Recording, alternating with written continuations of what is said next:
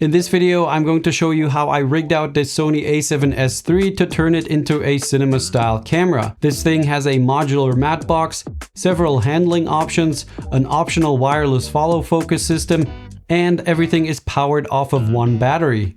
Links to everything I used to build this rig will be down in the video description. Let's begin with the core of this rig, and that is the camera cage. This is going to provide us with all of our mounting points for adding different accessories.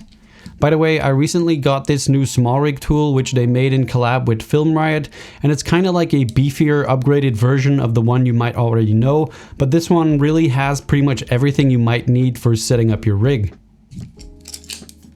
Anyway, this small rig cage has 2 points connecting to the camera body, one at the bottom and another one at the camera strap eyelet.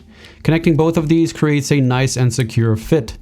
And this cage will actually also work for the Sony A7 IV, so essentially you could do this exact same build on an A7 IV if you wanted to. Next, I'm going to add an Arca Swiss plate to the bottom of the cage, and I'll show you why I do this in just a second. The base plate I'm going to be using is a small rig standard base plate with dual 15mm rod clamps. I'm going to throw on a small rig Arca Swiss dovetail plate. And this is why I put an Arca Swiss quick release plate on the bottom of the cage before, because now mounting the camera and setting it up or taking it down can be much easier and quicker. You just put the camera in the plate, close the lever, and it's secured. Let's grab two 15mm rods and attach those to the base plate. The ones I have here are 30 centimeters long, and you don't necessarily need ones this long, but for this setup we're building and with this lens, 30 centimeters works great. At this point, I'm also going to add the small rig lens support just for extra stability. Especially because this DZO Cata Zoom is a pretty large and heavy lens, but generally it just keeps this entire rig a whole lot more solid. The next item we're going to use is this 48mm NATO rail. This one has an RE locating screw which fits perfectly on this cage as it has an RE locating hole on the top here. And this is going to be our connection for the top handle. The top handle I'm using is the small rig NATO rail top handle. I like it because it also has an RE locating hole which we'll use in just a second. So now I can just easily slide this on the NATO rail on the top of the cage, and this makes it super easy to break down this setup or if I wanted to quickly remove the top handle.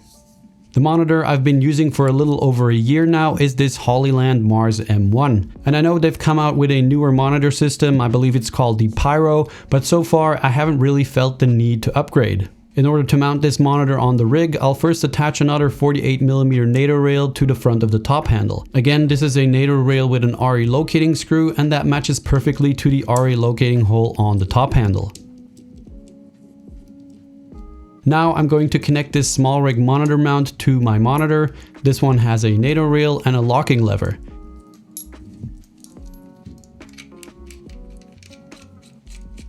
And that just slides onto the NATO rail on the top handle.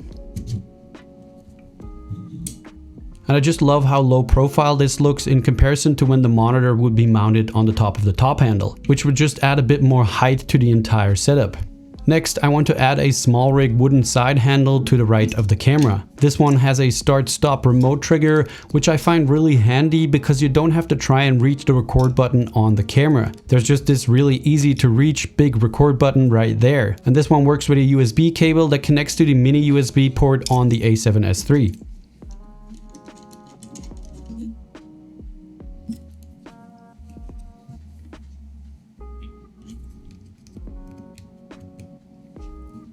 On the left side of the camera, I'm going to attach another small rig wooden side handle, and I personally really love the aesthetic of these wooden handles, plus they feel really nice when handling the camera.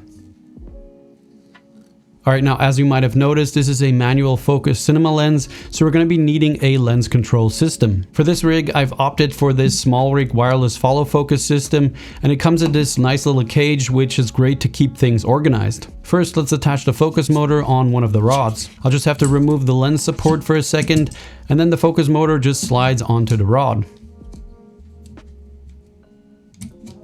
With this wireless lens control system, I either have the option to attach the focus wheel to the rig for solo operating, but I would also want an option to easily remove it in case there is a first AC on set to pull focus.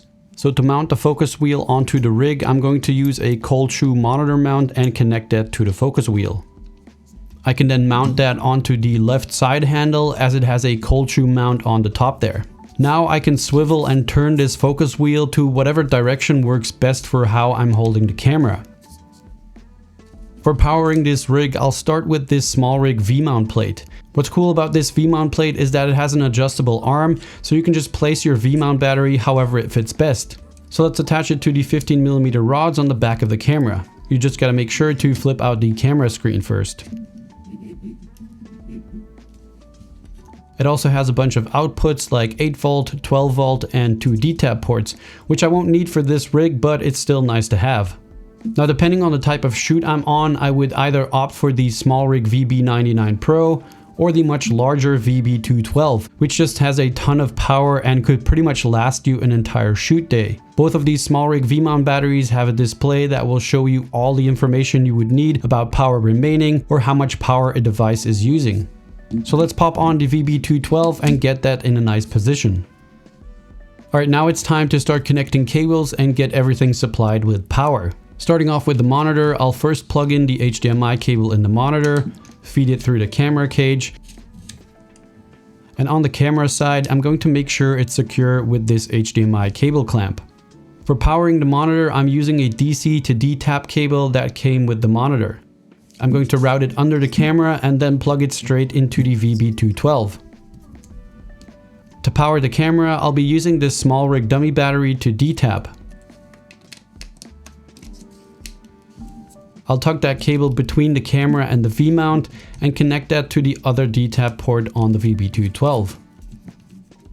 Next, let's power our follow focus system. The focus wheel has a built-in battery, but it can also be powered via USB-C.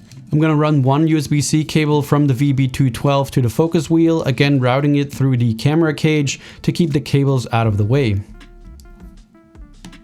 And then another USB-C cable from the VB212 to the focus motor, also routing it through the camera cage.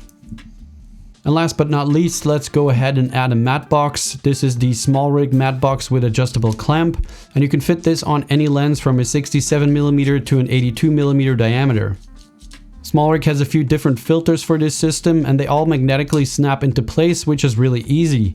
I just have the VND and the polarizer in here right now. And then I can control the ND with this small wheel on the top of the matte box. I like this one because it's very lightweight, so we're not adding even more weight on the front of the rig.